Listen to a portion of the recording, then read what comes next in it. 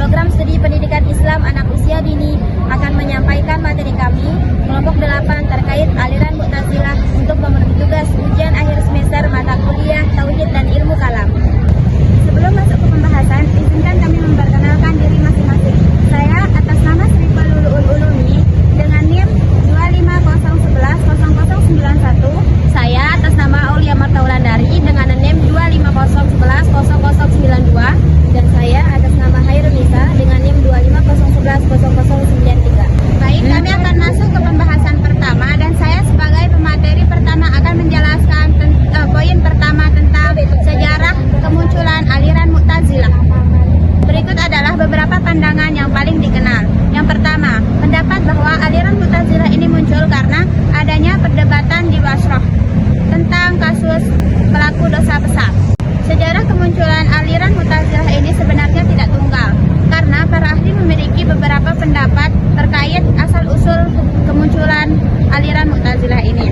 Berikut adalah beberapa pandangan aliran ini muncul. Pendapat pertama mengatakan bahwa Mu'tazilah itu muncul karena adanya perdebatan di Bashrah tentang seseorang yang melakukan dosa besar. Pada masa itu, Islam terpecah. Ada yang mengatakan seseorang yang melakukan dosa besar itu kafir, dan ada juga yang mengatakan seseorang yang melakukan dosa besar itu mukmin. Pendapat ini mengatakan bahwa Wasil bin Atok keluar dari majelis gurunya yaitu Hasan al-Basri karena dia mengatakan bahwa orang yang melakukan dosa besar itu memiliki atau berada di posisi di tengah-tengahnya antara kafir dan mukmin atau yang disebut fasik. Peristiwa inilah yang dianggap sebagai awal mula munculnya aliran Mu'tazilah. Pendapat yang kedua menyatakan bahwa aliran Mu'tazilah muncul dipengaruhi oleh masuknya pemikiran filsafat dari Yunani dan Persia.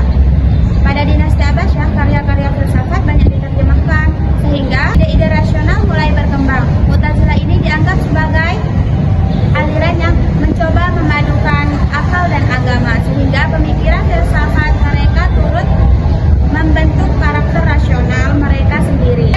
Pendapat lain juga menyebutkan bahwa aliran ini muncul sebagai respon terhadap konflik politik setelah wafatnya Nabi Muhammad, terutama peristiwa Fitnah Kubro dan munculnya kelompok Khawarij dan Murji'ah, sehingga Mu'tazilah mencoba mengambil posisi tengah, tidak sekelas Khawarij dan tidak selonggar Murji'ah.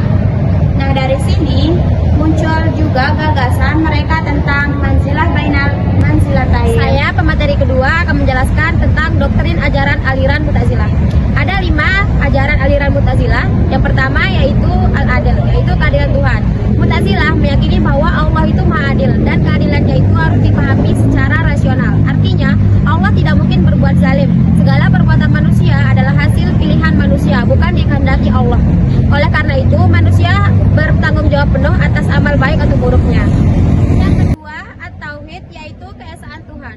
Konsep tauhid Mu'tazilah menekankan bahwa Allah itu benar-benar esa, tidak menyerupai makhluk, dan sifat-sifat Allah tidak berdiri sendiri di luar zatnya.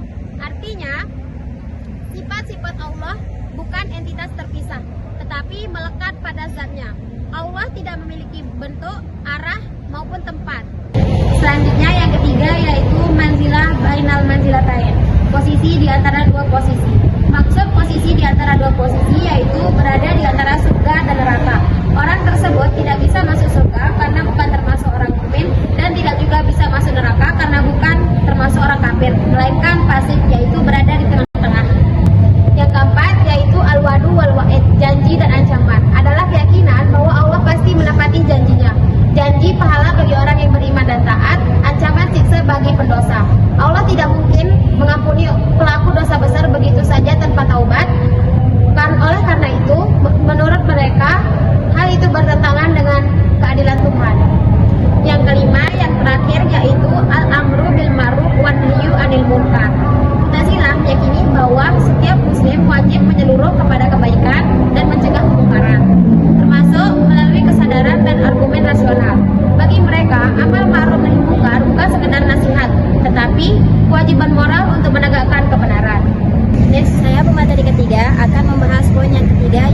tentang fakta-fakta aliran Mu'tazilah. Fakta tentang aliran Mu'tazilah terbagi menjadi 9. Yang pertama yaitu pelaku dosa besar tidak dikatakan sebagai orang mukmin, tidak pula dikatakan sebagai orang yang kafir, melainkan dikatakan sebagai orang fasik atau disebut dengan posisi di antara dua posisi. Nah, maksud dari posisi di antara dua posisi yaitu berada di antara surga dan neraka. Orang tersebut tidak bisa masuk surga karena tidak termasuk orang mukmin, tidak pula masuk neraka karena tidak termasuk orang yang kafir, melainkan dikatakan sebagai orang fasik yaitu berada di antara surga dan neraka. Fakta yang kedua yaitu aliran Mu'tazilah mengikuti paham Qadariyah. Aliran Mu'tazilah mengikuti pandangan Qadariyah bahwa 1. Manusia memiliki kebebasan penuh atas perbuatannya sendiri. Yang kedua, perbuatan manusia bukan ciptaan Tuhan secara langsung. Yang ketiga, manusia memiliki tanggung jawab sepenuhnya atas perbuatannya tersebut. Maksud dari pandangan ini adalah Allah hanya menciptakan takdir, sedangkan tugas manusia adalah bagaimana menjalankan takdir yang telah Allah tentukan. Fakta ketiga yaitu menolak sifat-sifat Tuhan. Menurut aliran Mu'tazilah bahwa Allah Subhanahu wa taala tidak memiliki sifat yang berdiri terpisah dari zatnya. Sifat-sifat yang dimaksud di sini yaitu seperti melihat, mendengar, dan sebagainya. Jika Allah memiliki sifat-sifat tersebut, itu berarti ada sesuatu yang menyertai zat Allah.